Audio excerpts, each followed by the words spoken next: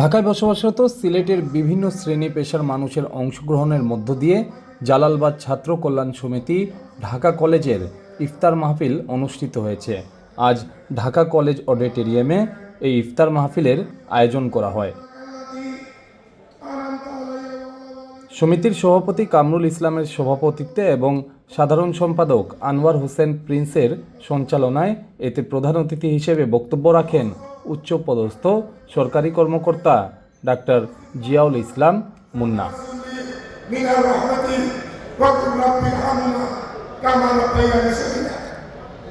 এবং তোমাদের দুই হস্ত প্রসারিত করবে এবং বলবে রাব্বি হামিমা কামা রাব্বায়ানি সগীরা।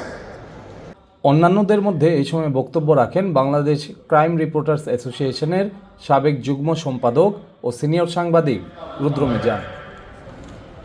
আপনারা যারা ঐতিহ্যবাহী ঢাকা কলেজের ক্যাম্পাসে অবস্থান করছেন, আপনাদেরকে নিয়ে আমরা গর্ববোধ করি।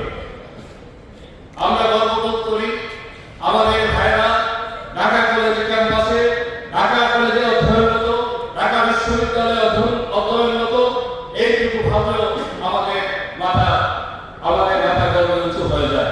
ইফতার মাহফিলে বিশেষ অতিথি হিসেবে উপস্থিত ছিলেন জালালাবাদ অ্যাসোসিয়েশনের সাবেক সাধারণ সম্পাদক নাসির উদ্দিন মিঠু, জাতীয়তাবাদী ছাত্রদলের সাবেক সহ সাংগঠনিক সম্পাদক জাকির হোসেন সহ আরও অনেকে।